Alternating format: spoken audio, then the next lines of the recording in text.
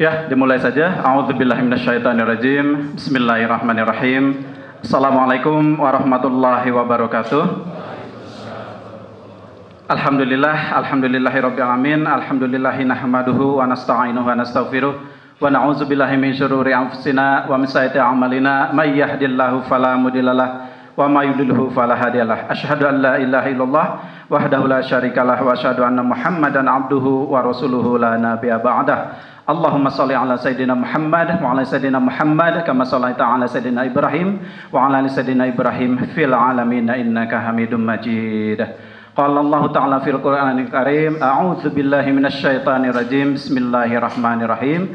Wa man a'rada 'an dzikri fa inna lahu ma'isyatan dhanka. Shadaqallahul azim. Qala Nabi sallallahu alaihi wasallam, al muslimuna syuraka'u fi thalath al-ma'u wal kala'u wan nar. Alhamdulillah, puji syukur senantiasa dipanjatkan kehadirat Allah ilahi Rabbi, yang mana alhamdulillah dari tadi pagi kita berada di tempat ini dalam rangka memenuhi undangan dari Forum Silaturahmi Ulama dan Tokoh Kabupaten Garut dalam tema besar peran ulama dan tokoh masyarakat Kabupaten Garut dalam menyikapi kenaikan harga BBM. Dan alhamdulillah semua narasumber sudah ada di tempat ini. Dan kita saat ini fokus dengan tema besar, yakni menyikapi kenaikan harga BBM. Para narasumber rahimakumullah, semenjak kenaikan harga BBM ini diberlakukan, saya selaku pelaku ekonomi langsung yang bergerak di bidang sembako ini merasakan langsung dan langsung terasa gitu ya, bagaimana reaksi dari ibu-ibu ketika bahwa berbagai macam komoditi sembako sudah mulai naik. Bahkan sebelum diumumkan harga BBM ini naik sudah diawali gitu ya, karena memang sudah diantisipasi karena akan ada kenaikan harga BBM. Dan alhamdulillah pada kesempatan ini sudah ada 4 narasumber yang insya Allah pada kesempatan ini saya pun akan dipandu oleh akang YouTuber. Kang, silakan Kang. Akang siapa itu teh? Bang Eka, silakan dibantu Kang, mana mic-na Kang, punten. Ya, silakan. Tadi ada narasi sedikit berkaitan dengan masalah BBM ini, ya Kang. Jadi silakan Kang, bagaimana berkaitan dengan opini awal BBM ini Kang? Ya, Bismillah. Assalamualaikum warahmatullahi wabarakatuh. Waalaikumsalam. Masih panjang umur perjuangan masih panjang. Breaking news.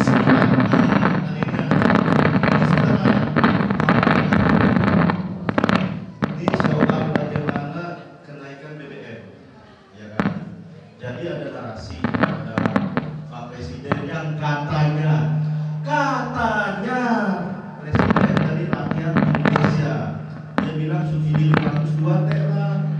Begitulah, bahkan bisa-bisanya bilang bahwa APBN kita nanti jebol kalau terus melakukan.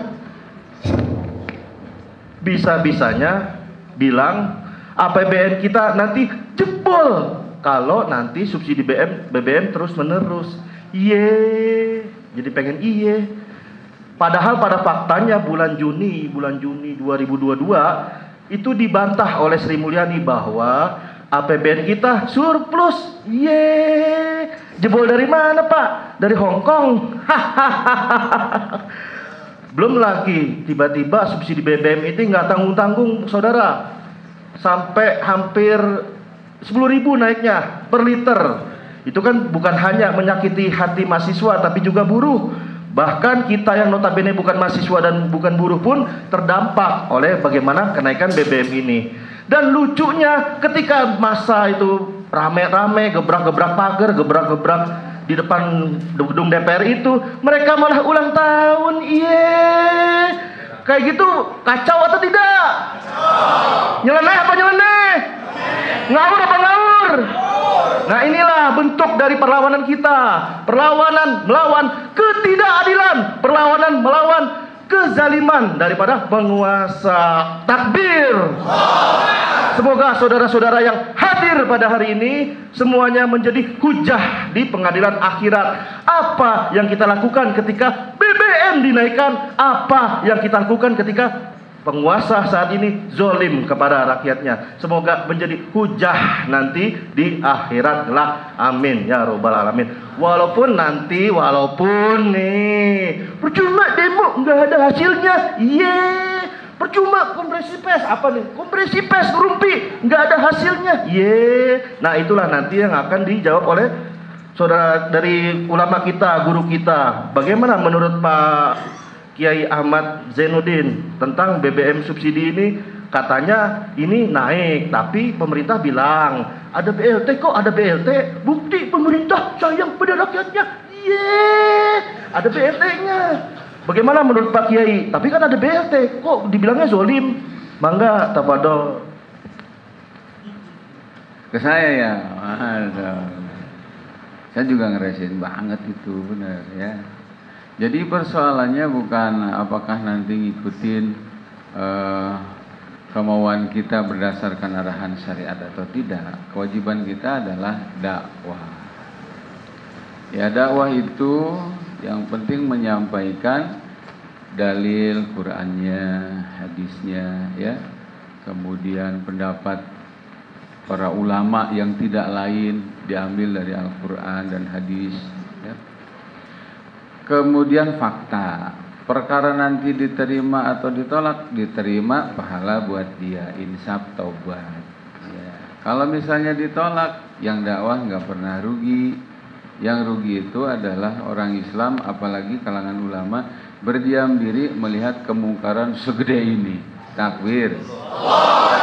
Itu kayaknya. Jadi dakwah misalnya ditolak nanti, kita nggak bakal seorang Garut ngasah bedog moal, nyawa garpuh gimana ya, karena dakwah kita tidak dengan kekerasan. Bukan tidak berani, tidak diajarkan oleh Nabi. Begitu. Takbir. Nah kalau cuma ngomong doang, khususnya para ulama tidak berani, banyak pertimbangan, takut nanti tidak diundang lagi, takut santrinya bubar, takut nanti dibilang sama rejim ini sebagai kiai radikal, takut nanti jamaahnya bubar, maka katakan berarti jamaah pada posisi itu, santri pada posisi itu, pesantren pada posisi itu sudah menjelma menjadi togut, menjadi berhala buat kiai itu. Makanya kiai itu laisal alim bikasratir riwayah, walakinnal alim man yakhshallaha fis sirri wal alaniyah. Jadi kata Imam Al-Ghazali, ulama itu bukan yang banyak ilmunya, 12 pan percuma sieunan mah elehan deh. Eren gitu ya. Sehingga sieun ku jamaah sudah jadi berhala. Sieun santrinya bubar, pesantrennya bangkrut, pesantren sudah jadi berhala. Naudzubillah min. Dan oleh karena itu maka bismillah, ikhlas, berani dakwah, katakan kebenaran, bukan mencari apapun kecuali mencari ridha Allah Subhanahu wa taala. Gitu kan Kak? Takbir. Allah. Syukron, hebat, luar biasa Kiai Ahmad Zainuddin. Inilah contoh daripada ulama yang lurus yang wajib kita ikuti, karena ulama yang lurus pasti insya Allah nanti di akhirat kelak kita mendapatkan syafaat dari baginda Nabi Sallallahu Alaihi Wasallam. Bukan ikutin ulama-ulamaan, yang ridho yang lain lah pokoknya, nggak usah lah. Dunia ini tempat kita meninggal, dunia ini tempat kita dikubur, bukan tempat kita tinggal, tempat tinggal di akhirat. Nah, kembali ke Ustadz Ahmad Ghazidudin nih, luar biasa nih. Dari Bandung sekarang ada di Garut, nanti entah ada di mana lagi. Luar biasa, nggak ada capeknya, seolah-olah tuh tenaganya itu kayak powerbank lah gitu, nggak ada habis-habisnya lah. Bagaimana menurut Ustadz Ahmad Ghazidudin soal bagaimana benar nggak itu subsidi 502T atau bagaimana? Atau ada pendapat lain? Tafadhol Mas. Bismillahirrahmanirrahim. Assalamualaikum warahmatullahi wabarakatuh.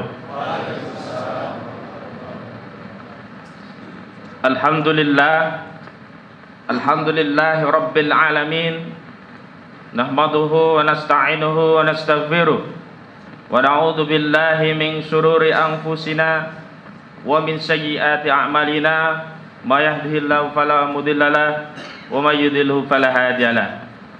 Asyhadu an la ilaha illallah wa la syarika lah wa asyhadu anna Muhammadan abduhu wa rasuluh. Qala Allah ta'ala fil Qur'anil Karim, a'udzu billahi minasy syaithanir rajim. Innama yahsalullaha min ibadihil ulama, amma ba'd. Saya tadi mau mengawali dengan santai gitu. Tapi sudah ada kiai ngawali dengan santai. Jadi saya pura-puranya jadi kiai nih. Jadi bingung saya, peran saya diambil sama Ustadz Ahmad Zain. Jadi sementara saya ngambil peran beliau tapi di mukadimah saja. Selanjutnya saya jadi lawyer lagi gitu ya. Takbir. Tadi ada pengantar dari host, katanya juga dari sambutan tadi. Ini acaranya ini adalah acara yang sifatnya gerbek ya, gerbek tolak BBM. Dari yang tadinya di sana, pembicara di sini. Itu gaya era old, ya. Era now itu semua menjadi pembicara. Jadi kalau dipanggil polisi, panggil semua ini. Enak saja saya aja dipanggil.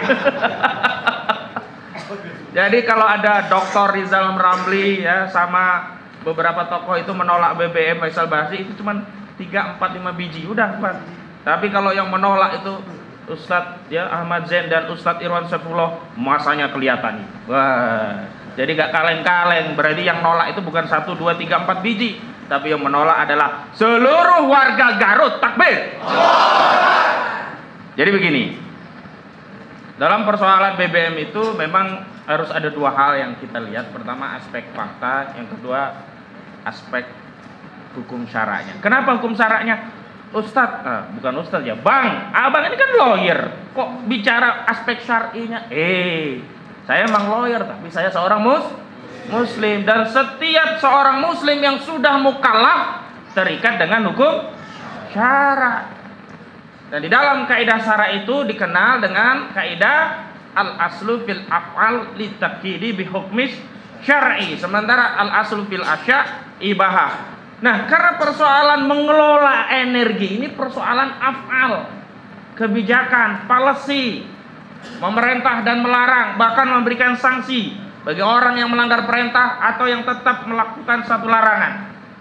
Maka policy seperti ini, af'al seperti ini, tidak boleh kita merujuk kepada Adam Smith, nggak boleh merujuk kepada David Ricardo, apalagi merujuk kepada Karl Marx, apalagi merujuk pada DN Aidit. Ini kan bulan September nih.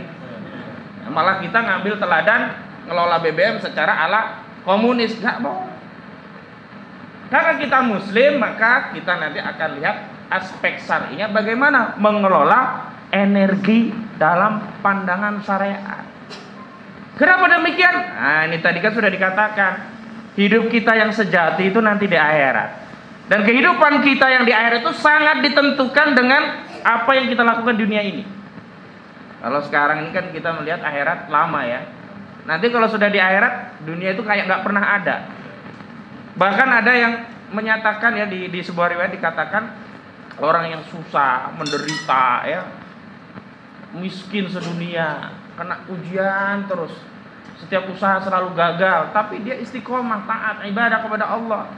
Udah di akhirat masuk surga, ditanya, wahai hamba, berapa lama engkau dulu ada di dunia? Dikatakan bahwa seolah-olah itu nggak pernah di dunia itu, cuma masuk pintu depan, keluar pintu belakang rumah, sekilas saja. Bagaimana? Apa yang kau rasakan? Apa sakitnya dulu, menderitanya di dunia? Gak kerasa. Kenapa? Lupa semua karena nikmatnya dengan surga. Sebaliknya orang-orang yang maksiat, tapi oleh Allah diberikan harta yang berlimpah, maksiat semaunya, kekayaan berlimpah, kekuasaan bisa untuk digunakan menzolimi orang macam-macam itu. Wah, dia raja di dunia. Tapi begitu di akhirat dibakar di neraka, dia juga merasakan seolah tidak pernah hidup, tidak pernah merasa kebahagiaan di dunia. Kenapa? Azab di akhirat itu luar biasa. Sekarang itu nggak boleh kita itu sekuler. Ustadz ngomongin BBM kok pakai dalil. Ini lawyer ngomongin BBM kok pakai dalil, nggak boleh begitu. Karena kita muslim maka terikat dengan dalil syara'. Nah, sekarang kita sebelum membahas dalil syara', nah ini kalau para ulama melakukan istinbat hukum, beristihad, itu ada beberapa hal yang harus dibahas. Yang pertama waqi'nya. faktanya BBM naik itu seperti apa sih? Yang kedua nanti cari dalil-dalil yang berkenaan dengan pengelolaan energi. Baru yang ketiga diambil simpulan. Hukumnya mengelola energi itu wajib oleh negara atau diprivatisasi atau liberalisasi. Baik, yang pertama kita agak ulangi, tapi cara berdakwah yang menurut Syekh Taqiyuddin An-Nabhani itu adalah dengan pengulangan, penumbuhan keyakinan dan aplikasi. Penjelasan tentang BBM ini harus kita ulang-ulang agar masyarakat itu paham narasi yang selama ini disampaikan oleh pemerintah soal subsidi BBM itu akan membebani APBN ya. Soal bahwa harus ada realokasi APBN yang berpihak kepada rakyat miskin. Soal bahwa APBN kita akan jebol kalau harga BBM tidak dinaikkan. Nah, ini apakah fakta atau hanya narasi? Bahkan apakah ini malah hoax atau kebohongan? Nah, kita lihat pertama begini. Pertama kali kita mendengar Presiden Joko Widodo itu kan menyatakan harga BBM itu kalau dilepas tidak ada subsidi itu katanya harganya 17.000. Berapa? 17.000. Sementara harga BBM Pertalite saat itu sebelum dinaikkan berapa? 7.650. Berarti ada subsidi 6.000 berapa itu? 350 atau sekitar 7.000 per liter. Pertanyaannya, apakah benar kita itu disubsidi segitu gede kalau dijual 17.000? Nah, hari ini kan sudah naik jadi 10.000. Berarti masih ada yang disubsidi berapa? 7.000. Apakah benar subsidinya seperti itu? Nah, kita mau dudukkan dulu yang namanya subsidi itu seperti apa. Ini saya kasih. Yang lebih cocok itu kalau saya mengasih contoh itu di Tasik sebenarnya. Tapi kalau ini di Garut nggak apa-apa lah. Karena Garut dan Tasik itu dekat ya. Ada tukang kredit panci juga ya di Garut. Nih. Banyak juga ya. Tukang kredit ya. Panci. Dia beli panci modalnya 10.000. Harga pasaran panci itu 18.000. Kemudian dia jual panci itu ke pelanggan 12.000. Dia katakan kepada pelanggan, "Pak, panci ini sebenarnya harganya 18.000, tapi bapak saya subsidi 4.000, cukup bapak mas saya jual 12.000. Ini subsidi apa subsidi nih? Orang yang nyubsidi panci ini untung atau untung? Masih untung. Berapa untungnya? 2.000. Kenapa dia untung? Karena modal dasarnya 10.000. Kalau dia jual 18.000 untungnya banyak nggak? Lebih banyak. Berarti ketika dia jual 12.000 dia ngasih subsidi atau mengurangi keuntungan? Hanya mengurangi keuntungan. Nah, harusnya subsidi itu adalah ada biaya BBM, modalnya tergerus karena kurang, baru pemerintah menambal modal, itulah subsidi. Kalau yang dimaksud subsidi itu adalah selisih harga pasar pesaing Pertamina dengan yang dijual Pertamina, ini namanya subsidi ala tukang panci. Karena Pertamina tidak pernah menjelaskan kos produksi BBM per liter itu berapa. Nanti ya Syekh kita ini yang punya data hitung-hitungan luar biasa beliau. Ya. Jadi Bang, ya. Ada kebohongan? Belum. Nah, kita masuk lagi itu teorinya dulu. Kita terapkan kepada BBM. Sekarang bagaimana bisa kita meyakini, mempercayai pemerintah memberi subsidi kepada kita kalau pemerintah tidak pernah menjelaskan kos produksi per liter itu berapa? Kalau kos produksi atau biaya menghasilkan Pertalite seliter itu adalah 18.000 atau 17.000, dijual 10.000, baru kita disubsidi 7.000. Tapi pertanyaannya pemerintah tidak pernah menjelaskan berapa biaya kos produksi dari minyak kita. Yang selalu dijadikan acuan itu namanya ICP, Indonesian Crude Price, atau standar harga minyak Indonesia, harga jualnya itu ICP. Itu yang membentuk komponennya, formulanya itu mereka ada ESDM, ada SKK Migas, ada Menteri Keuangan. Dan standar untuk menentukan ICP itu bahan bakunya adalah harga minyak mentah dunia. Jadi kalau harga minyak mentah dunia naik, ICP-nya naik nggak? Naik. Kalau harga minyak dunia turun, ICP-nya turun nggak? Turun. Jadi ICP ini dibentuk dari komponen harga minyak mentah dunia. Pertanyaannya, apakah bahan baku minyak yang dijadikan Pertalite, Pertamax dan yang lainnya tadi semuanya diimport oleh Indonesia dari luar negeri? Tidak. Kita punya 70% yang kita produksi dari bumi yang oleh Allah berikan gratis untuk seluruh rakyat Indo. Beli nggak itu? Gratis, cuman biaya ngebor. Biaya ngebor sama biaya belanja ke pasar internasional murah mana? Ngebor. Nah, kenapa kita disuruh beli minyak dengan standar minyak dunia? Kalau yang di standar begitu orang Singapura wajar. Kenapa? Karena Singapura nggak punya ladang minyak, kita punya, walaupun 70%. Jadi kita juga fair mengakui kepada pemerintah, kebutuhan minyak nasional kita per hari itu 1.200 kiloliter. Berapa? 1.200 kiloliter. Sementara produksi minyak nasional kita itu hanya 800.000 kiloliter. Ini kita kurang atau surplus? Kurang, kita akui. Maka kita import. Tapi apakah seluruhnya diimport? Tidak. Jadi 70% itu kita cukupi dengan minyak nasional, 30%-nya import. Kalau begitu, biaya yang harus dihitungkan adalah biaya berapa ngebor, biaya penyulingan, biaya penyimpanan, biaya distribusi. Kalau ada profit, berapa profit Pertamina, berapa profit Pemda, total kumulasinya berapa, baru harga jualnya berapa. Lah kalau harga jual itu ternyata lebih kecil daripada biaya produksi, baru itu namanya disubsidi. Kalau harga jual ternyata udah untung, cuman tidak lebih banyak untungnya kalau dijual lebih mahal lagi, itu subsidi apa subsidi? Subsidi, tapi subsidi tukang pancing. Nah, jadi kita saat ini dibodoh-bodohi dengan narasi subsidi itu, sementara pemerintah, saya berulang kali menantang Pertamina, keluarkan berapa HPP ya, biaya produksi Pertalite per liter itu berapa? Nanti kami punya hitung-hitungannya, kita challenge. Kalau benar biaya produksinya lebih mahal daripada harga jual, oh iya kita disubsidi. Tapi kalau ternyata biaya produksinya lebih rendah, berarti nggak dinaikin pun sudah untung. Berarti menaikkan itu dalam rangka bukan mau subsidi, tapi mau cari untung yang lebih besar. Saya lanjutkan. Kan kita masih ingat Saudara Joko Widodo siapa? Saudara Joko. Nah, Joko Widodo itu siapa? Presiden Republik Indonesia. Dia menyatakan demikian.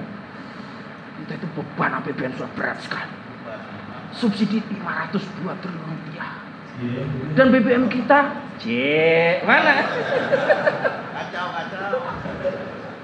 Harga BBM kita di negeri Indonesia murah, jauh lebih murah daripada Singapura. Di Singapura BBM per liter berapa? 30.000. Di Thailand 20.000. Di Jerman juga sekitar 30.000. Ya, kita murah sekali. Tapi Pak Presiden kita tidak mengaitkan harga jual BBM dengan daya beli rakyat Indonesia dengan rakyat Singapura. Apa ukuran daya beli? Pendapatan per kapita. Berapa pendapatan per kapita rakyat Singapura? Cek nanti googling pendapatan per kapita Singapura, ketemu angka 59.000 dolar Singapura kali $1 Singapura berapa sekarang? 12.000 atau berapa? 10, ya kali saja lah 10, berapa itu ketemunya? Sementara pendapatan per kapita rakyat Indonesia cuma 4.000 US dollar perak. 4.000 perak dolar sama 59.000 dolar Singapura, gede mana? Kalau rakyat kita pendapatannya seperti rakyat Singapura, 59.000 dolar Singapura, jangankan 30.000, 100.000 per liter kita belanja. Takbir. Jadi jangan hanya bicara meminta ya hak negara kepada rakyat, yakni minta harganya dinaik, tapi tanggung jawab kewajiban negara kepada rakyat apa? Tugas negara kan menyejahterakan rakyat. Kalau belum bisa menyejahterakan rakyat, jangan ditambahi beban rakyat. Lagi pula gak fair, kenapa sih nyari contohnya kok yang lebih mahal? Harusnya cari contoh Malaysia, ya. Dekat negeri jiran. Apalagi kalau kita kasih contoh Iran, Venezuela, yang negara kaya minyak. Berarti ada apa? Ada niat yang tidak jujur. Atau bahasa lainnya, ada niat bohong. Siapa yang bohong? Presiden. Siapa yang dibohongi? Rakyat. Apa? Dengan narasi mengaitkan perbandingan ya harga jual minyak kita dengan Singapura, sementara tidak mengaitkan pendapatan rakyat kita itu berapa. Dan di BPS yang namanya orang tidak miskin itu pendapatannya di atas 500.000 rupiah. Bisa apa duit 500.000 perak itu? Bisa apa coba? Coba kalau standarnya itu 3,5 juta, berarti seluruh rakyat mungkin miskin semua itu. Artinya apa? Artinya ini ada yang tidak jujur dan kita harus kejar. Balik lagi, Sri Mulyani berulang kali 502 triliun ya. Luhut Binsar Panjaitan 502 triliun. Presiden Jokowi juga menyatakan 502 triliun. Ternyata dibongkar oleh anggota DPR dan juga ahli ekonomi Antony Budiawan. Antony Budiawan itu kira-kira 5 atau 6 hari yang lalu saya diskusi dengan beliau. Dan kita sepakat ini zalim ini harus kita bongkar. Kita bongkar Antony Budiawan ini. Yang itu lebih jelas nggak? Ini yang jelas ya. Harus dekat ya. Aduh. Cek. Ya ada. Antony Budiawan ya. Saya diskusi dengan beliau. Kalau bicara tentang nomenklatur subsidi berdasarkan APBN 2022, tidak ada yang namanya subsidi sebesar 502 triliun rupiah di APBN 2022. Yang ada di APBN 2022 itu adalah subsidi energi. Berapa besarnya? 200 triliun rupiah. Subsidi energi itu bukan hanya BBM, sudah meliputi bahan bakar minyak, LPG, dan listrik. BBM LPG yang mengelola Pertamina, listrik yang mengelola PLN. Lalu yang 300-an triliun rupiah itu duit apa? Ini adalah duit kewajiban membayar kompensasi pemerintah kepada Pertamina dan PLN yang nunggak di 2021 dan kewajiban pembayaran kompensasi di 2022. Berarti kan ada kelalaian pemerintah sampai punya utang.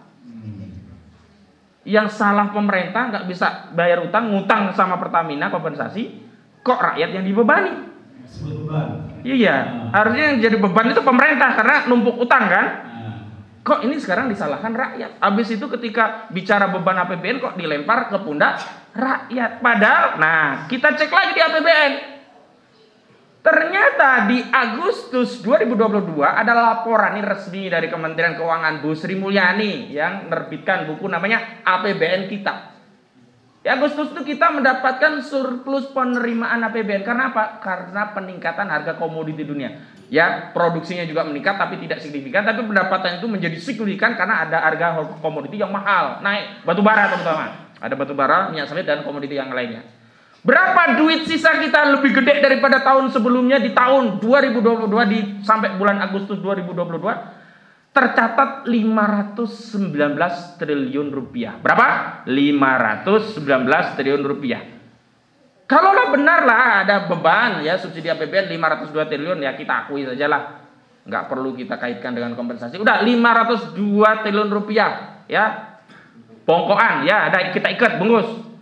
Kan kita punya kelebihan APBN 519 ribu triliun rupiah. 19 triliun rupiah mohon maaf. Kan kalau untuk nutup kan masih sisa. Sisa berapa? 17 triliun rupiah. Kenapa harus ngambil dari rakyat? Kenapa nggak dialokasikan dari APBN yang ada? Ini zolim apa zolim? Zolim. Lawan atau lawan? Lawan. Tolak atau tolak? Tolak. Takbir. Saya lanjutkan. Nah, kalau memang pemerintah ingin dikasihani ya dalam tanda petik, kan Pak Jokowi kalau bicara tentang subsidi berat itu kan wajahnya memelas sekali itu ya. Wah, berat sekali. Saya memandang wajahnya teringat orang yang sudah 5 hari nggak makan sepertinya. Berat sekali begitu ya subsidi ya. Karunya amatian apa? Karunya pisan ya. Tapi kenapa dia tidak melakukan program realokasi atau efisiensi anggaran? Banyak pengeluaran-pengeluaran yang bisa di stop. Prioritaskanlah memikirkan rakyat. Contoh, proyek kereta lambat. Siapa bilang cepat sampai sekarang nggak jadi-jadi? Malah sekarang naik.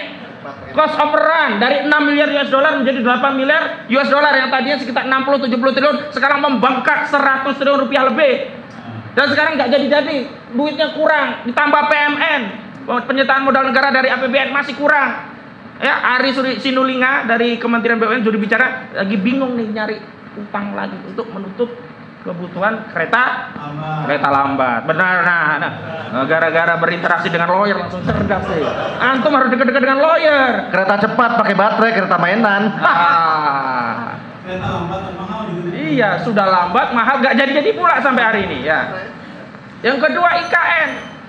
Karena secara eksplisit maksud saya pernah Pak Jokowi itu mengatakan 502 triliun dolar kalau untuk bangun IKN kan sudah luar biasa. Kan berarti memang punya prioritas justru melayani proyek oligarki ketimbang melayani rakyat. Jahat apa jahat ini saudara? Lawan atau lawan ini saudara? Takbir. Dan saya lanjutkan lagi. Kalau memang nih ya, ini kita kuliti saja lah, kita fair-fairan ya. Ya, itu udah ya. Jadi ini bukan subsidi tapi subsidi tukang pancing ya. Kalaulah benar ya, oke dah kita ikuti logikanya, kita ikuti saja, kita pura-pura bodoh jadi rakyat, seolah-olah rakyat itu bodoh semua. Menurut Antoni Budiawan, dengan kenaikan BBM ya, Pertalite dari 7.650 menjadi 10.000, solar dari 5.150 menjadi 6.800, termasuk Pertamax dari 12.500 sampai 14.000 sekian gitu, potensi penghasilan ya, pendapatannya sampai akhir APBN di Desember, ini kan masih September, Oktober, November, Desember 4 bulanan. Dengan sisa kuota sekian ribu kiloliter itu, menurut Antoni Budiawan, itu potensi peningkatan pendapatannya hanya sekitar 31 triliun rupiah. Berapa? 31 triliun rupiah. Tapi karena ada program kenaikan BBM, pemerintah mengeluarkan alokasi bansos. Berapa alokasi bansos yang dikeluarkan pemerintah dalam rangka menanggulangi BBM? Walaupun kita kesampingkan ya bansosnya itu tepat sasaran atau tidak, itu hal yang lain. Pokoknya ada bansos. Nilainya berapa? 24 triliun. Berarti pendapatan 31 triliun dikeluarkan lagi untuk bansos 24 triliun. Sisa berapa? 7 triliun. Hanya ngejar duit 7 triliun perak mau menyengsarakan seluruh rakyat Indonesia. Zolim apa zolim ini saudara? Lawan atau lawan ini saudara? Takbir. Jadi ini nggak pakai perspektif agama ya, ini perspektif ilmu ekonomi fakta. Itu saja sudah nggak ada alasan untuk menaikkan harga BBM. Apalagi yang kedua kita masuk perspektif syariat. Nah, sebenarnya apa sih yang menyebabkan kita itu BBM naik turun kita terzolimi terus kita dituduh ya rakyat ini malas, tukang makan subsidi, kemudian diadu domba. Iya, jadi beban negara, diadu domba. Subsidi itu hanya orang kaya. Orang-orang miskin itu kan harusnya punya hak. Jadi kita sama rakyat diadu domba antara kaya dengan miskin. Sekarang saya mau tanya, kalau pemerintah membuat program layanan publik, fasilitas publik dalam bentuk jalan raya. Jalan raya itu untuk rakyat, ya. Rakyat kaya atau rakyat miskin? Semua. Lu miskin gak boleh lewat jalan itu. Bener gak? Gak boleh. Lu kaya gak boleh lewat jalan itu. Bener gak? Gak boleh. Yang namanya fasilitas publik, asalkan dia rakyat, semua boleh memanfaatkan. Bahkan orang luar negeri ketika melancong ke Indonesia, boleh gak lewat jalan tadi? Boleh. Mereka kaya atau miskin? Umumnya kaya karena dia bisa melancong ke sini. Karena itu kalau bicara BBM dalam perspektif Islam, yang namanya subsidi negara, iqta' udaulah yang sifatnya layanan publik, itu tidak dibedakan mau kaya mau miskin, asal dia warga negara maka punya hak atas layanan negara. Jangan mau diadu domba rakyat kaya dan miskin. Saya ini ya biarpun kaya salah, biarpun miskin salah juga. Ya. Kita jangan mau dipecah belah antara kaya dan miskin. Kita ini rakyat ya, semua punya hak. Jadi kalau ada yang beli Pertalite ya, walaupun dia pakai kendaraan pribadi, jangan dipelototin. Dia beli loh, bukan nyolong.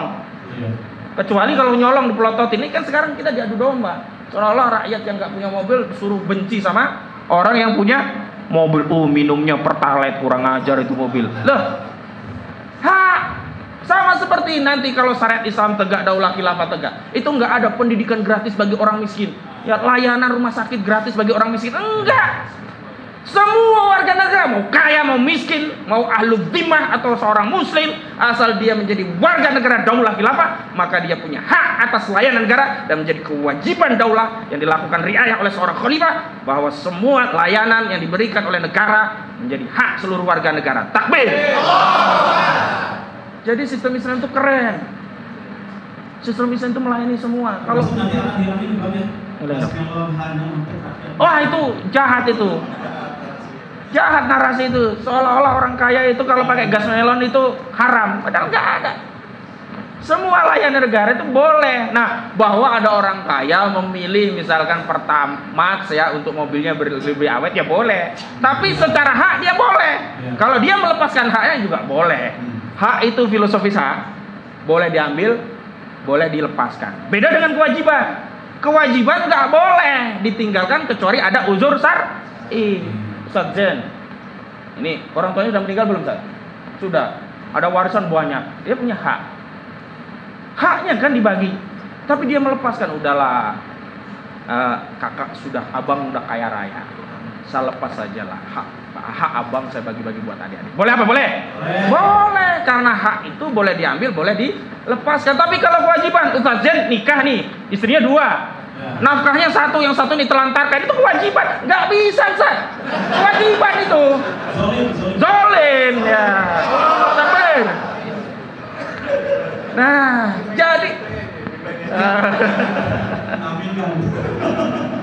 jadi sekarang ini kita jangan mau diadu domba dengan narasi kaya miskin dalam isu BBM. Kita semua rakyat Indonesia baik kaya maupun miskin ini sengsara gara-gara harga BBM naik. Kenapa? Karena dampaknya kemana-mana. Misalkan orang nggak punya kendaraan, dia nggak pernah beli bensin.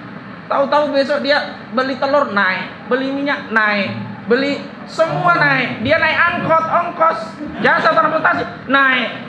Terdampak nggak?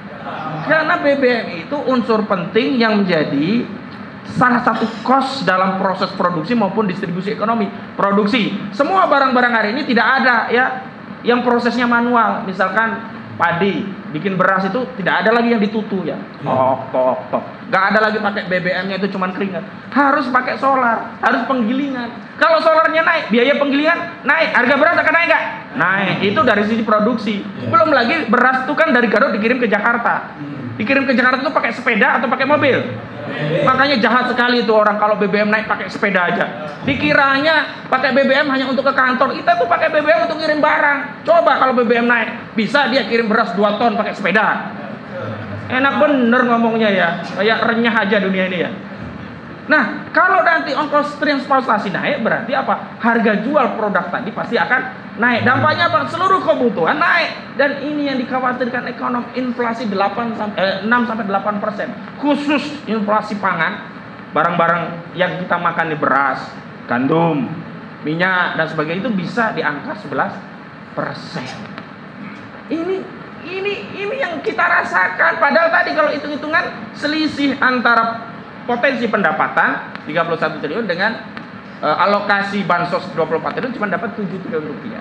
Sebenarnya apa sih dibalik ini semua? Nah, ini yang disebut dengan liberalisasi yakni membebaskan ya barang yang sifatnya publik ini pada mekanisme pasar. Tujuannya apa?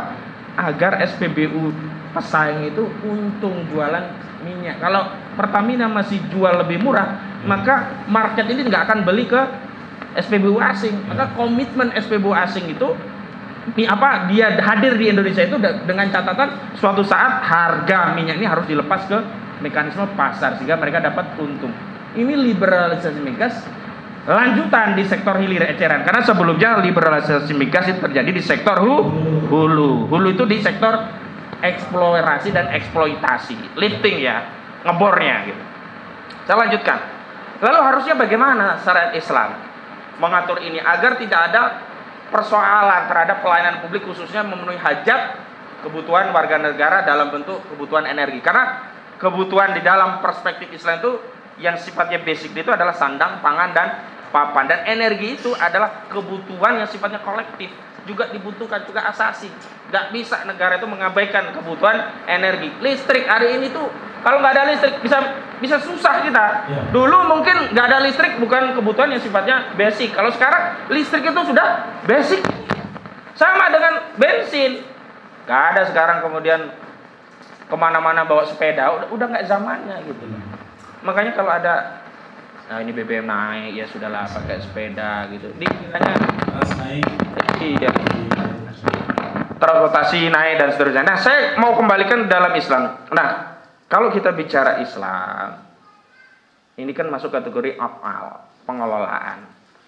Nah, kita rujuk dalil yang berkaitan dengan energi itu apa? Ternyata tadi sudah disitir, ada hadis Nabi sallallahu alaihi wasallam yang bunyinya al-muslimuna asyurakau fi salasi fil ma' wal kala' wan nar wasamanuhu haramun. Jadi kaum muslimin di matan hadis yang lain tidak disebut al-muslimun, tapi an-nasu asyurakau fi salasi ya. Berserikat pada 3 hal, yakni fil ma' ya air, wal kala' padang gembalaan dan wanar. Api ini menurut ulama terdahulu adalah sumber energi. Apa yang dimaksud sumber energi dahulu? Yakni kayu bakar. Maka para ulama terdahulu menyatakan bahwa kayu bakar yang ada di hutan itu tidak boleh diklaim oleh satu orang. Itu harus menjadi milik publik, milik bersama. Siapapun boleh masuk hutan mengambil kayu bakar untuk kebutuhan dia. Tapi kalau kayu itu dari hutan sudah diambil, sudah diikat di rumah, nah ini sudah menjadi milik privat. Dia punya hak untuk menjualnya ke pasar atau dia gunakan untuk masak sendiri. Artinya ketika masih ada di hutan itu menjadi milik publik. Setelah diambil itu menjadi milik privat. Gak boleh hutan itu ya kayunya diprivatisasi. Ini hutanku, gak boleh cari kayu di sini. Sekarang orang merambah hutan cuman kayu bakar aja, di penjara. Jahat apa jahat itu?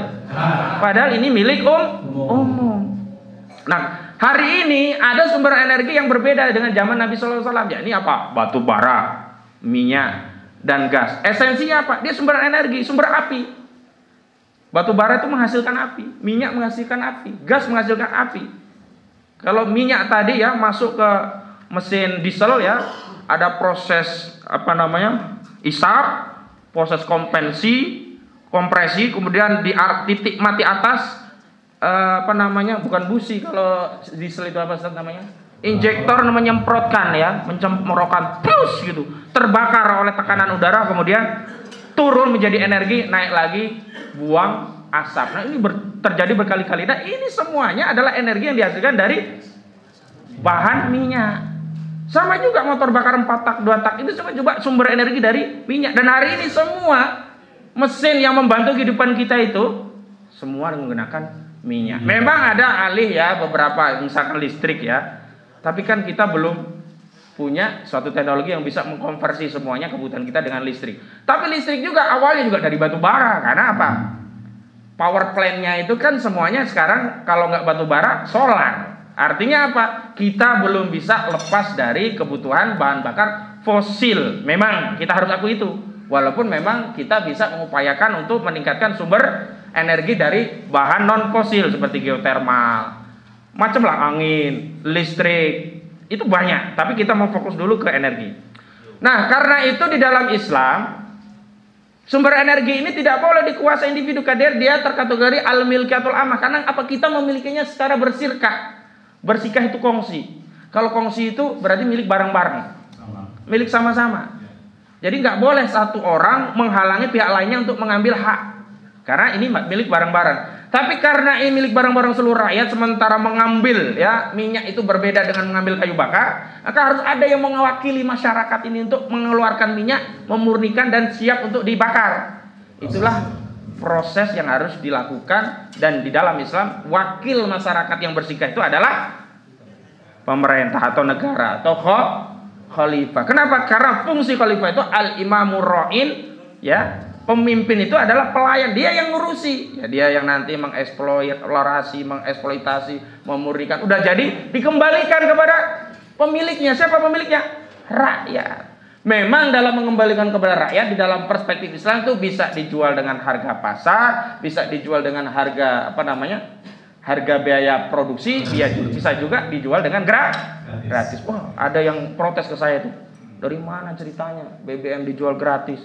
Emangnya nyedotnya nggak butuh biaya? Ini kadrun nih ya, berhalusinasi khilafah gitu.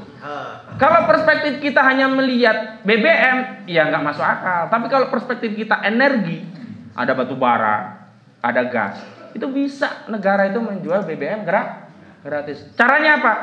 batu bara diambil, dijual. Ada keuntungan dari batu bara? Ada. Keuntungannya digunakan untuk biaya produksi minyak.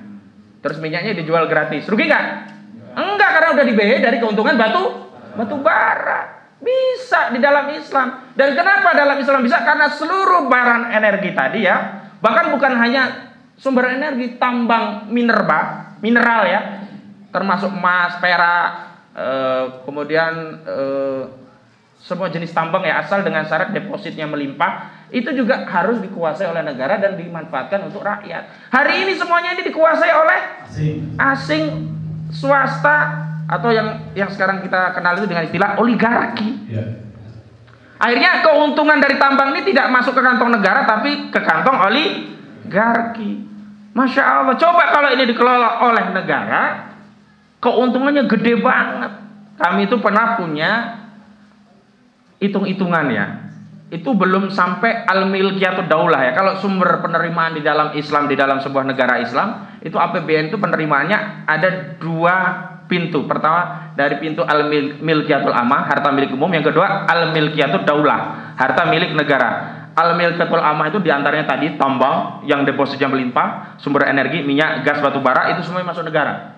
Kemudian juga air, laut, itu milik negara, milik umum, semuanya kelola negara. Kemudian hutan, itu kala, itu juga nggak bisa, padang kebalan, sabana, itu juga harus dikelola oleh negara. Kemudian yang kedua, sumber penerimaan negara di dalam sistem Islam itu adalah al-milkiyatud daulah.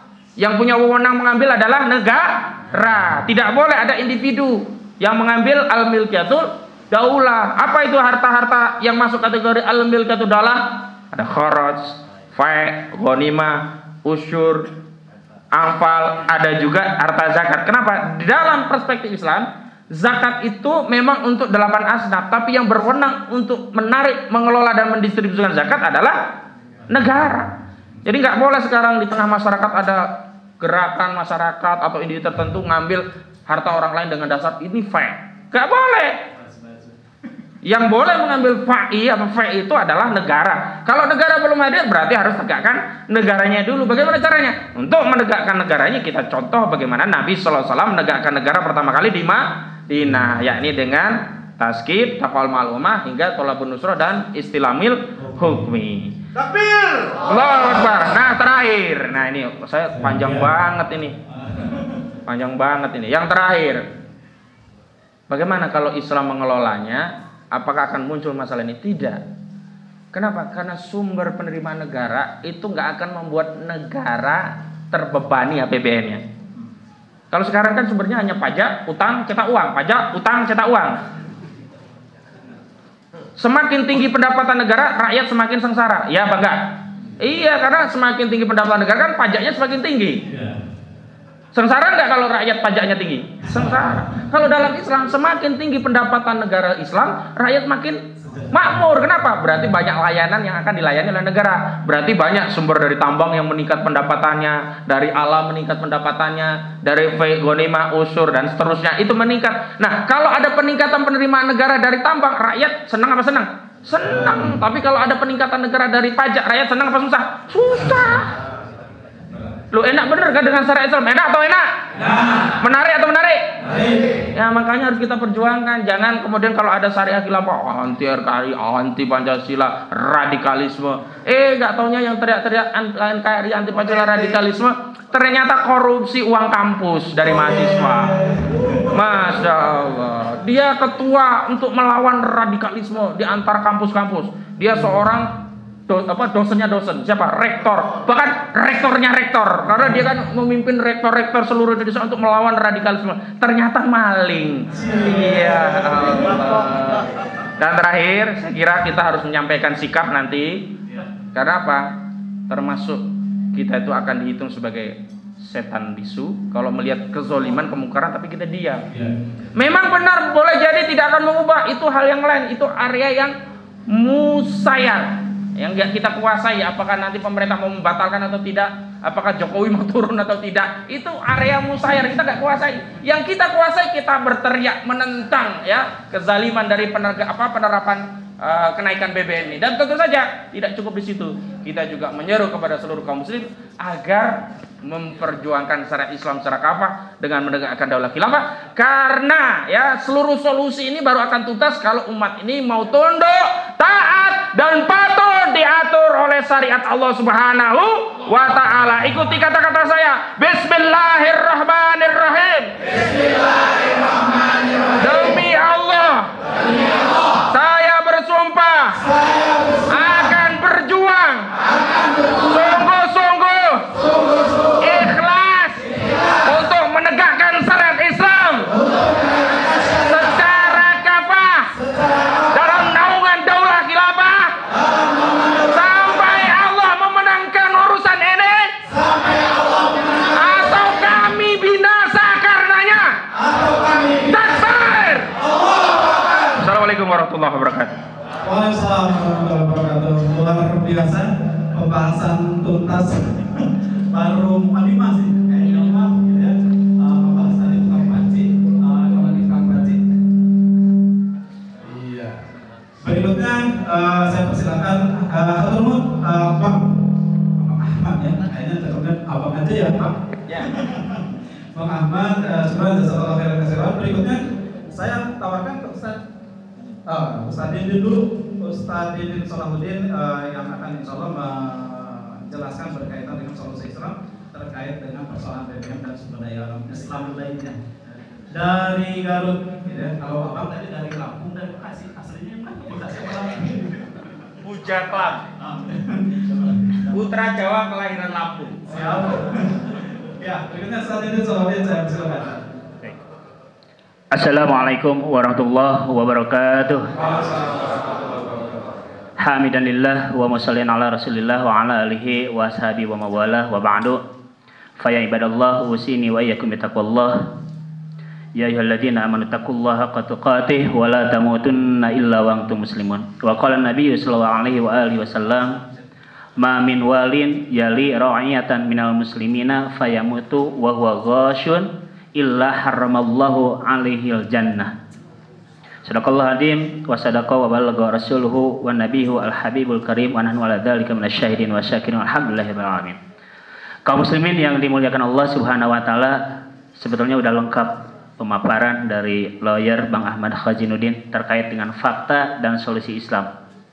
Cuma saya ingin mempertegas dan memperkuat ya, kita selaku seorang muslim dan sekaligus nanti tetap kita mengajukan proposal untuk perbaikan negeri ini sebagai bukti kecintaan kita kepada negeri Indonesia yang sekarang sedang didera berbagai permasalahan.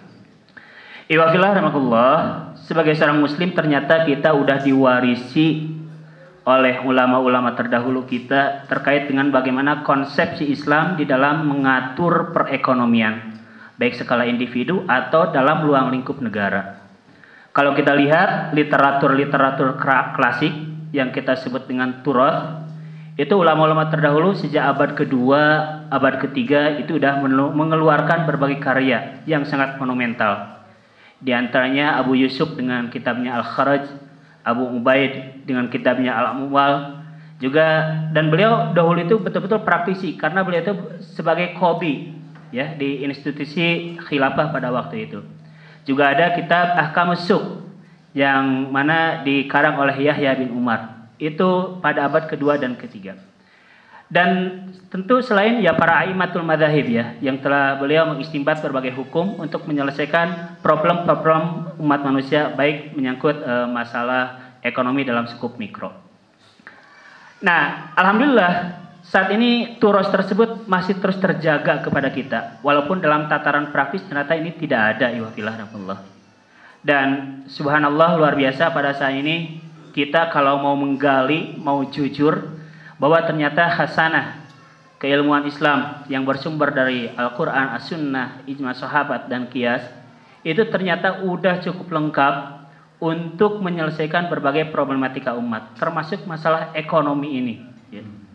Ada sebuah karya namanya itu adalah kitab An-Nidhamul Iqtisadi karya Al-Allamah Syekh Taqiyuddin An-Nabhani, yang mana menurut pengakuan, ini bukan pengakuan muridnya ya, tapi seorang profesor Hasan Konakata, seorang ilmuwan Jepang, beliau memandang bahwa karya tulis ini, An-Nizamul Iqtisadi ini adalah berupa sebuah masterpiece, sebuah karya yang hebat, makarya yang hebat, karena di dalamnya itu beliau berbicara terkait dengan konsep ekonomi, baik segi ilmu dan sistem.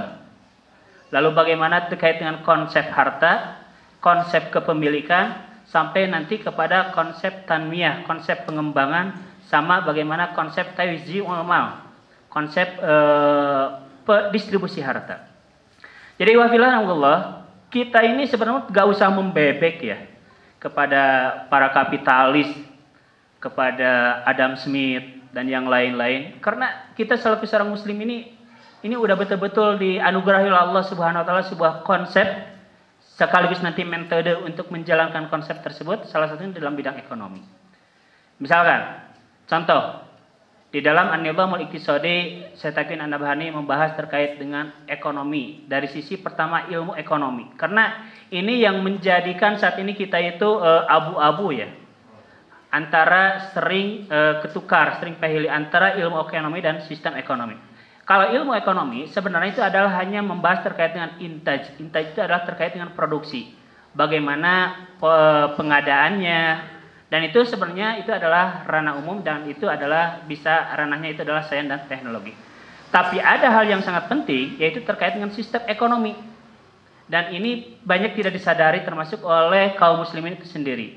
Yang mana dalam sistem ekonomi ini adalah menyangkut terkait dengan pemanfaatan harta dan distribusi harta. Bagaimana pemanfaatan harta, dan ini betul-betul dipengaruhi oleh sudut pandang tertentu. Di mana sudut pandang tertentunya imma sosialis, imma kapitalis, atau imma Islam. Nah, konteks Indonesia saat ini, iwafillah, dalam sistem ekonominya ternyata sistem ekonomi yang dijalankan itu betul-betul dipengaruhi oleh hadharah, oleh sebuah peradaban yang bukan Islam, tapi betul-betul impor dari luar, dari ilmuwan-ilmuwan atau ekonom-ekonomi mancanegara. Itu poin yang pertama. Lalu yang kedua, iwafillah rahmatullah, sebelum nanti kita masuk atau memperkuat terkait dengan bagaimana ya pengelolaan sumber daya alam yang tadi udah disebut dengan milkiyatul ammah. Nah, pada prinsipnya di dalam Islam yang namanya harta itu kan kalau definisinya kullu ma yuntafa'u bihi fi ayyi wajhin min awjuhi syar'iyyah. Jadi setiap perkara yang bisa dimanfaatkan dengan salah satu jalan dari berbagai jalan-jalan yang sesuai dengan syariat, itu harta.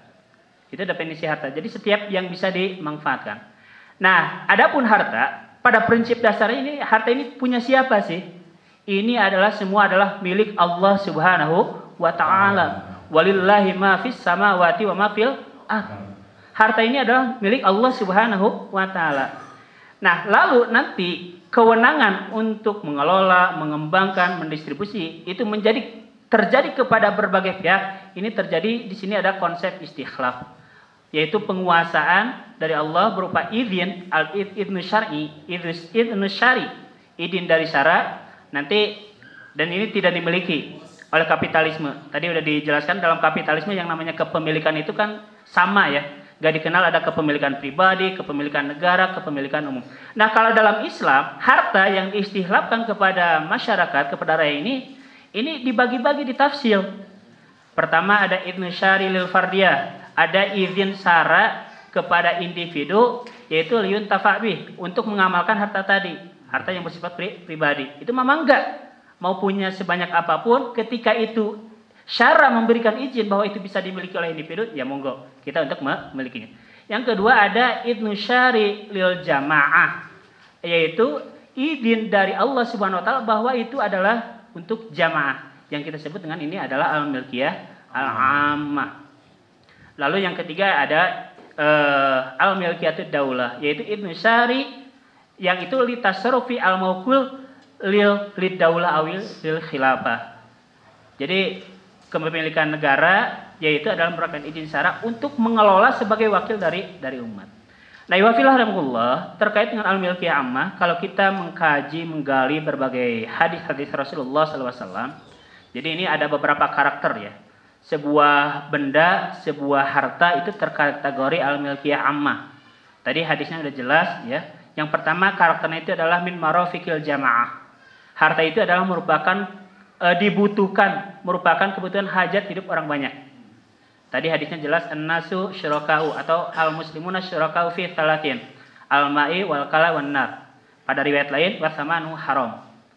Nah, dari hadis tersebut itu bisa diambil karena kalau kata alma terus al-kala an-nar itu adalah isim jamid, tetapi itu ada sifat yang melekat kepada benda-benda tadi apa? Bahwa benda-benda tadi air itu adalah merupakan kebutuhan atau hajat hidup orang banyak gitu.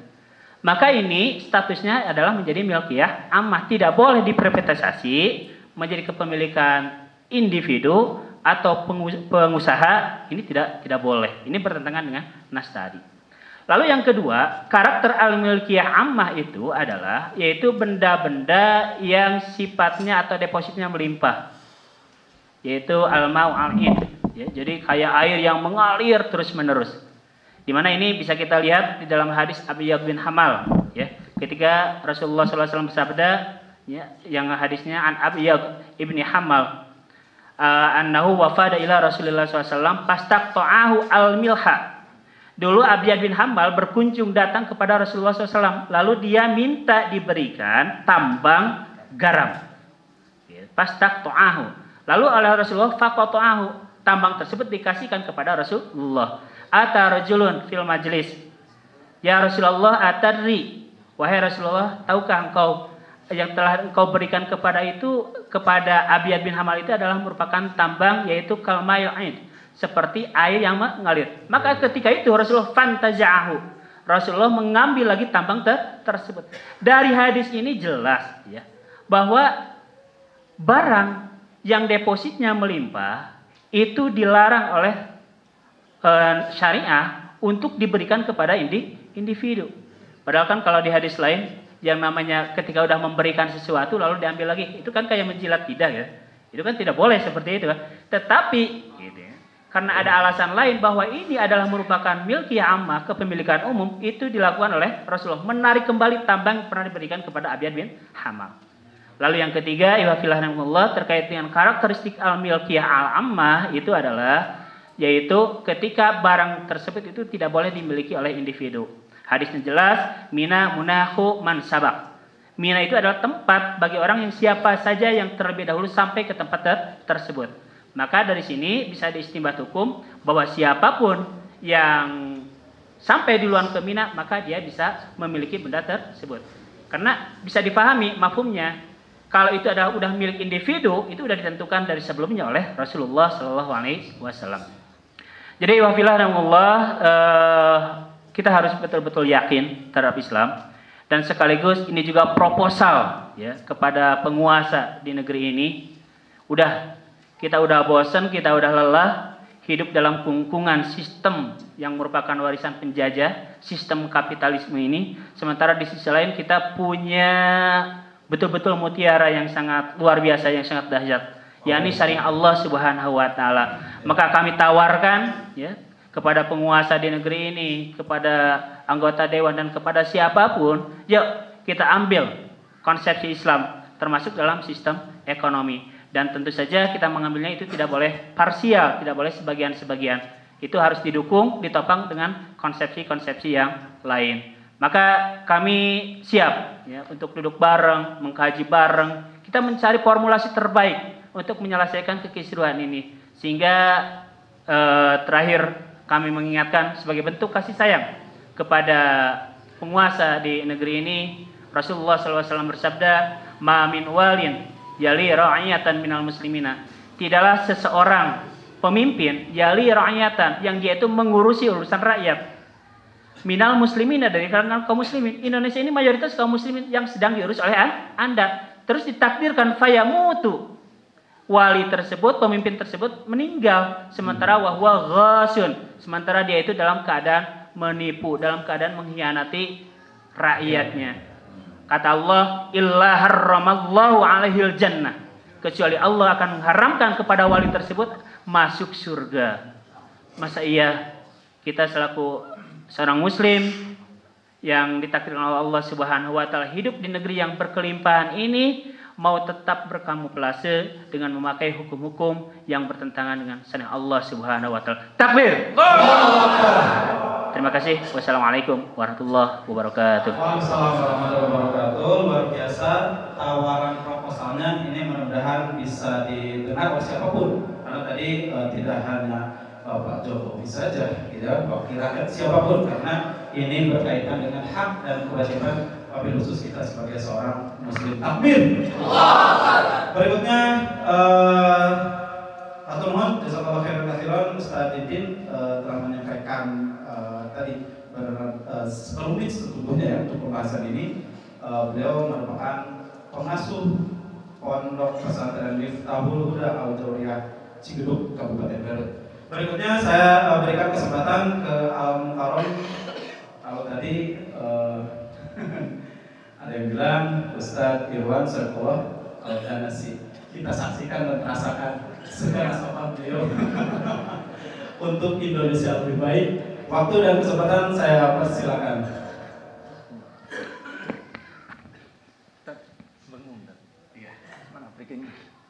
Agak maju. Assalamualaikum warahmatullahi wabarakatuh. Hasbunallah ni'mal wakil, ni'mal maula wa ni'man nasir, la haula wa la quwwata illa billahil aliyyil azim. Para ulama, para sesepuh, para ajengan, dan juga para pemuda di Garut yang dirahmati oleh Allah SWT. Semoga rezeki panjenengan diluaskan oleh Allah SWT. Rahmatnya diluaskan oleh Allah. Berkah, taufik dan karomahnya diluaskan oleh Allah SWT. Ya, para jamaah sekalian rahimakumullah, ya, dengan berat hati namun juga dengan kuat hati juga Presiden kita memutuskan ya kenaikan BBM Pertalite ini dari 7.600 menjadi 10.000, saudara. Kenaikan ini saudara sekalian memberatkan bapak-bapak semua atau tidak? Berat sekali atau setengah berat? Berat sekali. Masya Allah, ya. Untuk teteh-teteh, emak-emak dengan kenaikan ini senang atau menjerit? Subhanallah, ya. Untuk Bung Ade yang ingin menikah lagi menjadi gampang atau susah? Susah, Masya Allah. Ya, amin, amin, amin. Nah, saudara sekalian, semuanya sudah kita tanya di mana-mana, saudara, dan demo di mana-mana. Bahwa kenaikan BBM ini ternyata menaikkan paling tidak 9 pokok bahan kebutuhan, saudara. Ya, mulai transportasi, angkut, saudara, angsuran membeli rumah, angsuran mobil, membeli cabai, membeli beras, saudara. Demikian juga membeli minyak, saudara, membeli LPG, saudara. Semuanya itu menjadi naik, saudara. Sehingga ini yang kemudian menjadikan pikiran dari para suami-suami ini menjadi pening, saudara. Ya, menjadi juga bingung, saudara. Oleh karena itu banyak sindiran di sosmed, saudara. Oleh mak-mak kepada DPR sebagai wakil dari rakyat Indonesia. Kata mak-mak, wahai DPR, kami ini miskin, bagaimana jalan keluarnya? Merupakan dampak dari kenaikan BBM ini. Oh, sabar wahai mak-mak, ya. Kalian sudah aku wakili, aku sekarang ini sudah kaya raya.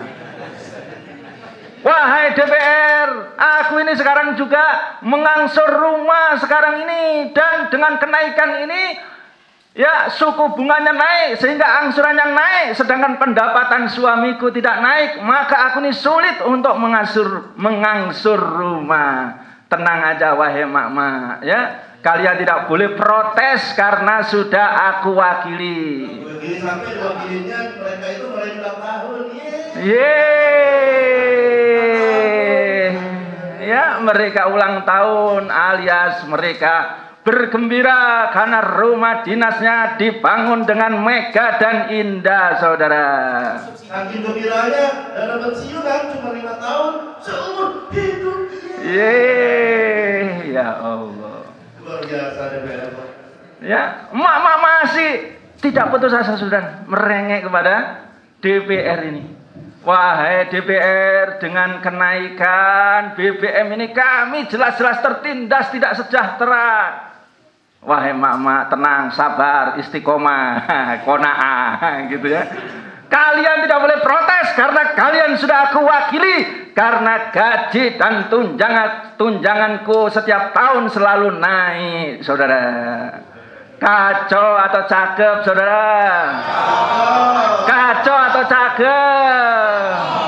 Ngawur atau cakep, saudara? Ya Allah. Ya, tolong ini Mbak Puan ya, Mbak Puan ya.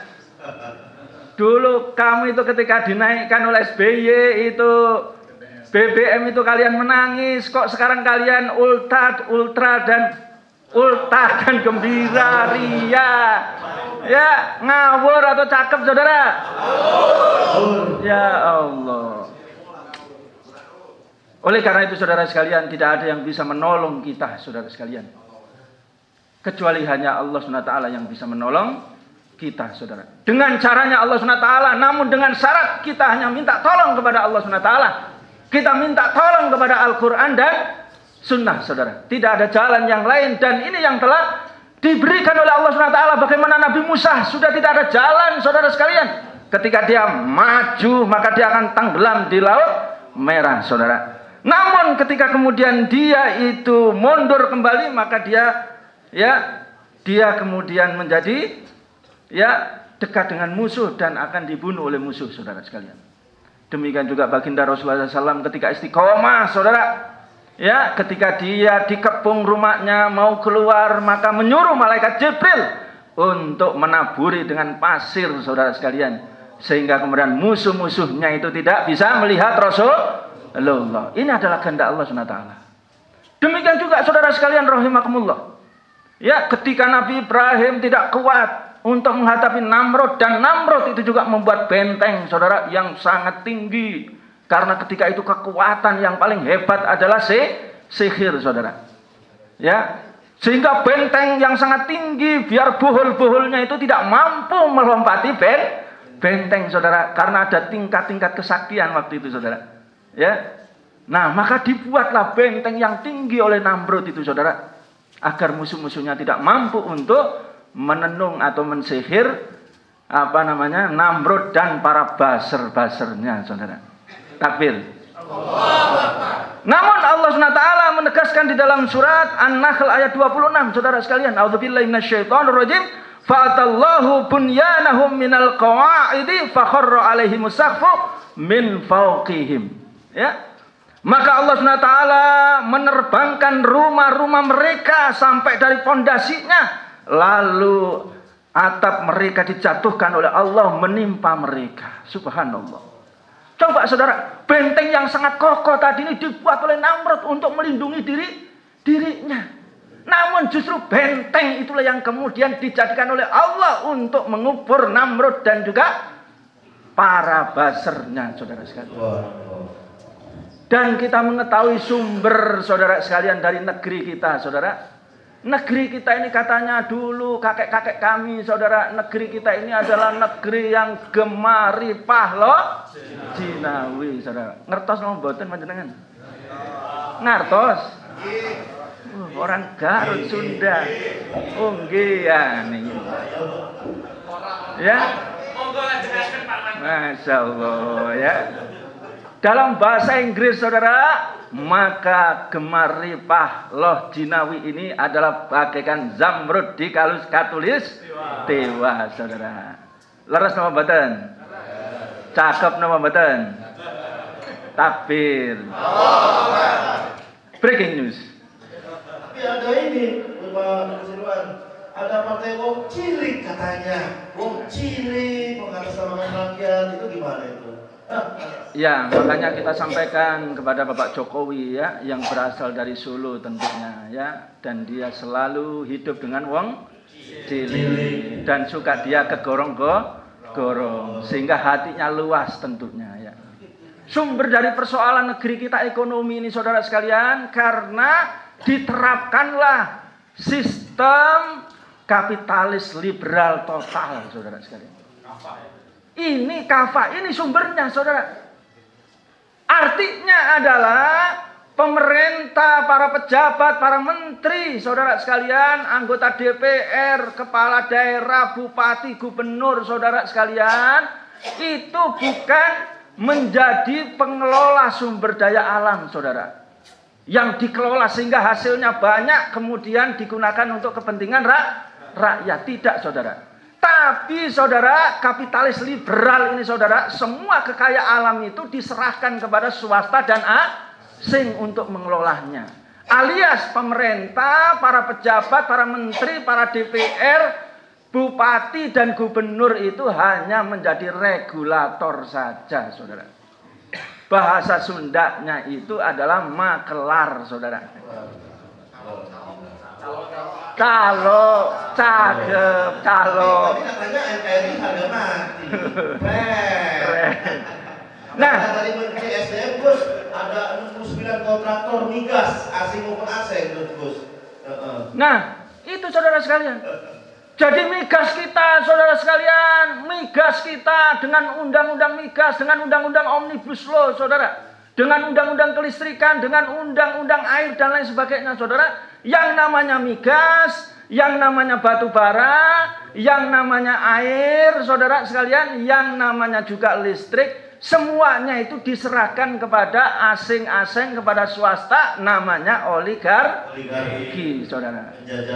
Negara, saudara sekalian, hanya dikasih royalti 7-11% doang. Taruhlah 10%, berarti 90% masuk ke perutnya mbah oligarki, saudara. Kacau atau kacau? Kacau atau cakep?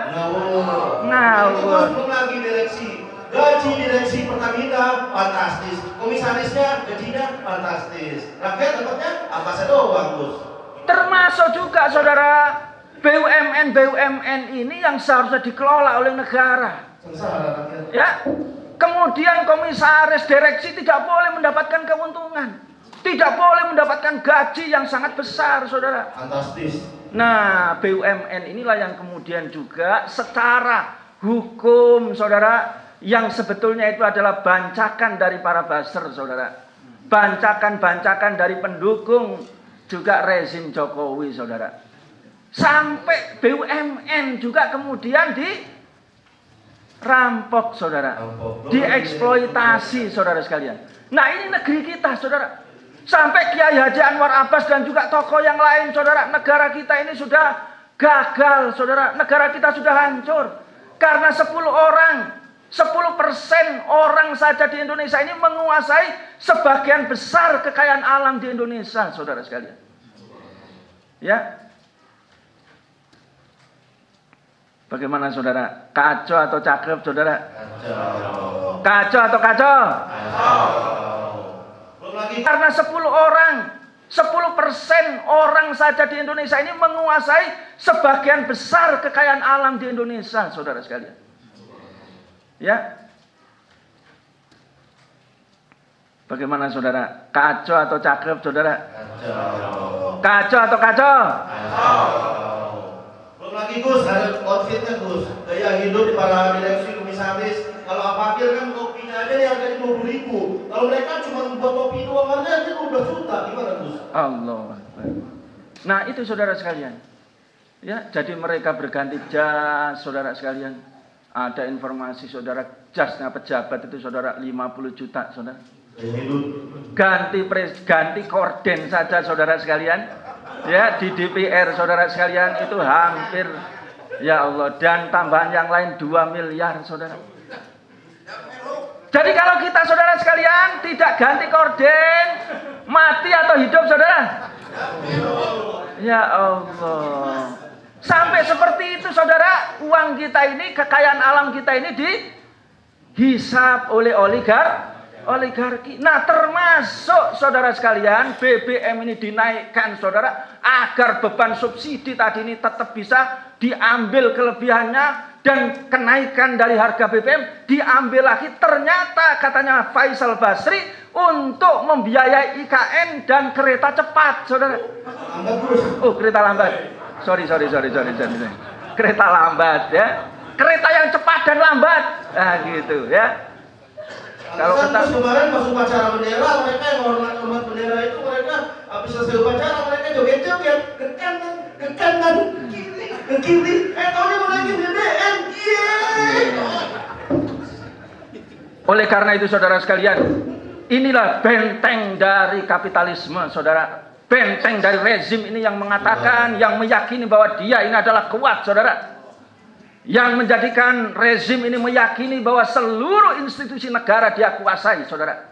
Mulai dari institusi kepolisian, mulai dari institusi militer, mulai dari institusi partai, DPR, dan semuanya, Mahkamah Agung, Kejaksaan, saudara, dikuasai, saudara.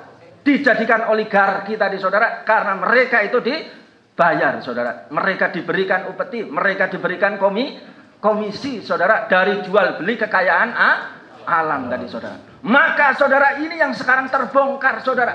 Ini adalah benteng mereka, saudara.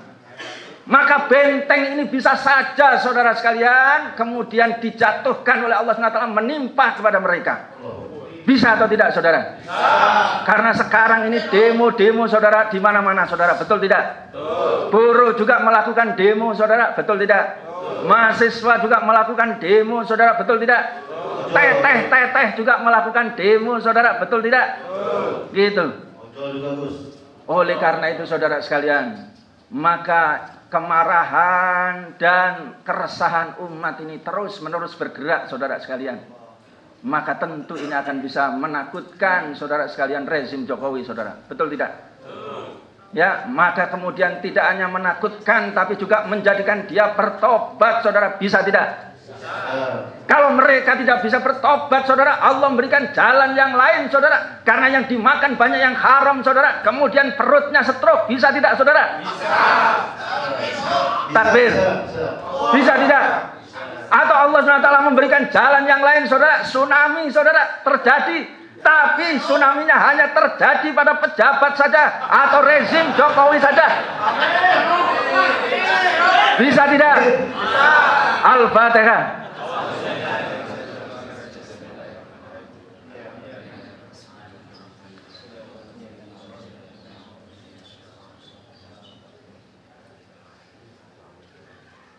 Dan ini, saudara sekalian, dan ini tidak hanya diakui, saudara, oleh para pengamat, para intelektual, para peneliti di negeri kita Indonesia, saudara. Coba cek, saudara, berbagai macam sekarang ini para intelektual, para ilmuwan luar negeri sekarang, saudara, mereka pening dan mereka sekarang ini mengetahui bagaimana kejahatan, bagaimana kebengisan dan bagaimana penindasan dari ideologi sekuler kapitalis liberal ini yang sekarang menjatuhkan Amerika, saudara. Ya. Nah, ini saudara sekalian. Maka cuman ini tidak cukup hanya kita suarakan, saudara. Maka harus kita berikan alternatif Islam, saudara. Harus kita berikan alternatif Al-Quran dan Sunnah. Ya. Maka ini kita tampilkan bagaimana perhitungan BBM ini dalam pandangan Islam, saudara. Setuju tidak? Setuju. Oke tidak? Oke. Jos tidak? Jos. Belum. Wong belum diberikan. Ya. Saudara sekalian rahimakumullah, kita ambil dari berbagai macam jurnal, saudara. Salah satu jurnal adalah Jurnal Internasional Energi, ya, Jurnal Internasional Energi Restart YouTube, saudara. Nah, ini adalah jurnal yang sangat kredibel, saudara. Indonesia, saudara sekalian, bisa tidak impor, saudara, BBM itu, saudara. Kenapa?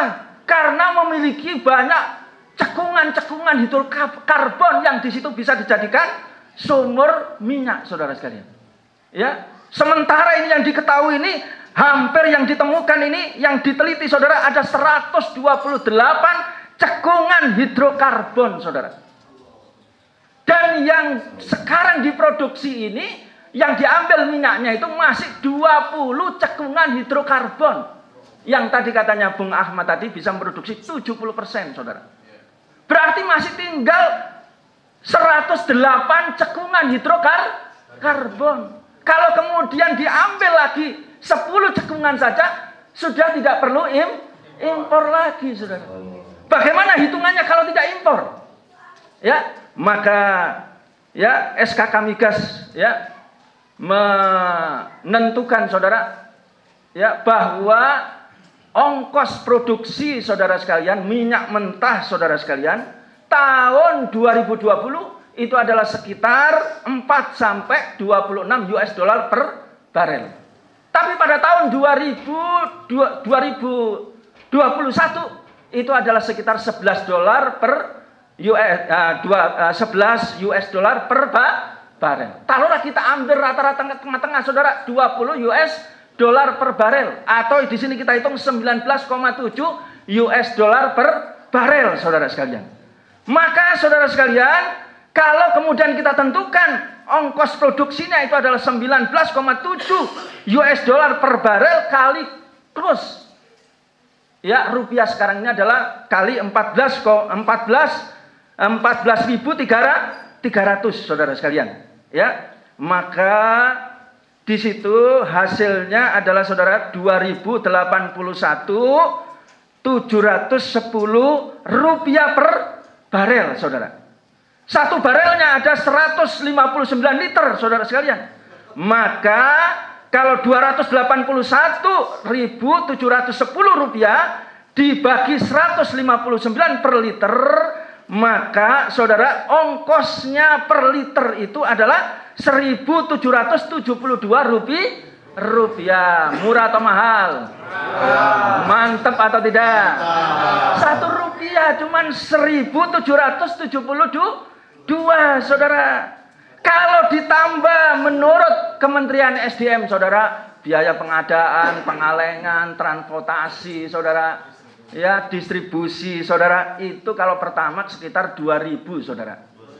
2.000. Maka harga, saudara sekalian, harga pokok sebelum kita meminta hitungan, meminta keuntungan, saudara, itu adalah 3.772 rupiah per liter, saudara. Pertama, cakep atau cakep? Mantep atau mantep? Jos atau jos? Takbir. Ini, saudara. Pertama. Iya, murah. Inilah kalau Islam itu mengelola, saudara. Kalau misalnya di sini pemerintah minta PPN 10%, ya, kemudian Pemda karena di situ tempatnya sumur yang digali minta juga 5%, saudara. Kemudian Pertamina juga BUMN minta 10%, saudara sekalian. Maka biaya produksi HPP pokok tadi, saudara, ditambah keuntungan untuk PPN, untuk Pemda, untuk Pertamina, saudara, menjadi 4.715 rupiah per liter pertama. Ya. Bisa murah gitu ya. Nah, lalu dijalankan oleh Islam. Jalankan oleh Islam, gitu ya, luar biasa. Nah, di sini ada impor karena kita tidak mengebor semuanya. Oke, kita hitungkan ya. Dengan rumus perhitungan tadi, saudara, kalau harga pertama yakni kita mengebor sendiri 70%, impor 30%, maka dengan harga internasional yang 30% tadi, saudara, yakni 113 yang paling tinggi ya, sekarang turun nih, 113 US dollar per barel, saudara, maka pertama gitu cuman 7.456 per liter, saudara. Luar biasa. Nah, kalau gitu mah Islam aja lah, segera mungkin lah. Takbir. Islam aja lah. Ya, jadi Kementerian SDM dan juga Bu Sri Mulyani, Pak Jokowi, nah ini hitungan. Jadi tolong ini diklarifikasi, dipelajari usulan dari para ulama, para tokoh di Garut ya, bukan kaleng-kaleng. Bagaimana kalau Pertalite? Dengan perhitungan semuanya, kalau Pertalite cuma 7.206 rupiah per Enak atau tidak, saudara? Enak. Inilah saudara sekalian pengelolaan BBM di dalam pandangan Islam, di dalam naungan khilafah, saudara. Ya, oleh karena itu saudara sekalian, tadi yang dicuri-curi, yang dinaik-naikkan, ada yang ditingkatkan, ada yang ini adalah ulah oligarki. Jadi yang radikal itu saudara sekalian, syariat Islam atau oligarki? Yang disikat Pak Jokowi tadi ini oligarki atau syariat Islam? Takbir. Ya, kalau Pak Jokowi tidak bisa saudara sekalian, maka Pak Jokowi harusnya mundur. Setuju tidak? Bung Ahmad setuju tidak? Sah tidak? Konstitusional tidak? Makar tidak? Takbir. Subhanallah. Pak Jokowi mau tidak? Pak Jokowi mau tidak. Lah kan kita sudah koncoan ini. Gitu. Salaman. Kira-kira mau nggak? Mudah-mudahan diberikan petunjuk oleh Allah dan amin. Soalnya kalau Pak Jokowi mundur, itu akan ada jutaan rakyat yang bahagia.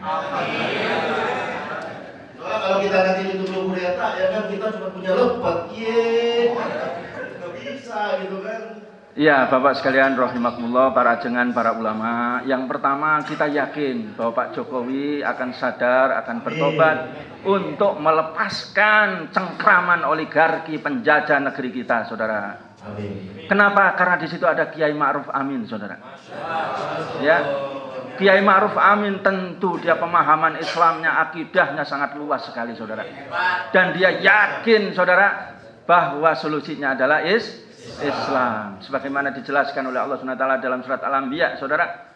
Ya, a'udzubillahi minasyaitonirrajim, wa ma arsalnaka illa rahmatal lil alamin. Dan tidaklah kami turunkan kepadamu Muhammad Al-Qur'an ini illa rahmatal lil alamin, melainkan membawa rahmat untuk seluruh dunia. Ada ilah, saudara. Hanya ada di dalam Al-Qur'an itu ada rahmat. Berarti di luar Al-Qur'an ada fasad. Kalau katanya Kiai Zainuddin, tapi bukan kata saya ya. Ya, itu sesat katanya begitu. Begitu Kiai ya. Takbir. Ya, nah itu saudara. Dan Kiai Ma'ruf tentu tahulah yang dimaksud rahmat itu apa? Yakni jalbul manafi' wa daf'ul mafasid. Sesuatu yang mewujudkan kebaikan dan menghilangkan kerusakan. Maka kalau kapitalis liberalisme total akan membawa kerusakan. Kalau sistem ekonomi Islam membawa rahmat. Mana yang dibungkus, sistem ekonomi Islam atau kapitalis liberal? Takbir. Takbir. Takbir. Ya, yang kedua saudara sekalian, kami sampaikan kedua, yang terakhir ya. Kami sampaikan kepada seluruh warga Garut, ya, semuanya ajengan, Bapak-bapak, pemuda, ya. Kalau santri, kalau punya waktu, ya, kita ini amar ma'ruf nahi mungkar. Kita buktikan kecintaan kita kepada negeri ini. Kita buktikan kecintaan kita kepada ya Pak Jokowi dan juga Kiai Ma'ruf Amin, saudara, untuk menemukan jalan yang lurus, yakni sistem ekonomi Islam di dalam pengelolaan sumber daya alam Indonesia ini, saudara. Maka takbir. Hadiri saudara sekalian aksi besar, saudara sekalian. Ya, hari Senin tanggal 12 jam 13, saudara, di depan Istana Negara. Takbir. Takbir. Siap tidak? Siap tidak? Siap amar ma'ruf nahi mungkar? Siap bela Islam? Siap bela sistem ekonomi Islam? Siap bela tegaknya khilafah? Takbir. Takbir. Takbir. Assalamualaikum warahmatullahi wabarakatuh.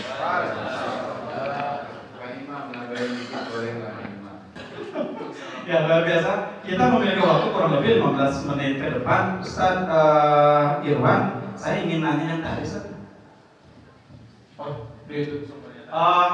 Nampaknya bahwa untuk acara forum silaturahmi ulama dan tokoh Garut dalam menyikapi kenaikan harga BBM, saya kira cukup sampai sekian. insya Allah habis ini kita akan melakukan pernyataan sikap ya, pernyataan sikap dari Forum Silaturahmi Ulama dan Tokoh Garut. Dan untuk acara ini nampaknya sampai di sini. Kita tutup dengan doa kifaratul majelis. Alhamdulillahirabbil alamin. Subhanakallahumma wa bihamdika asyhadu an la ilaha illa anta astaghfiruka wa atubu ilaik. Syukran jazakumullahu khairan katsiran. Untuk semuanya wassalamualaikum warahmatullahi wabarakatuh.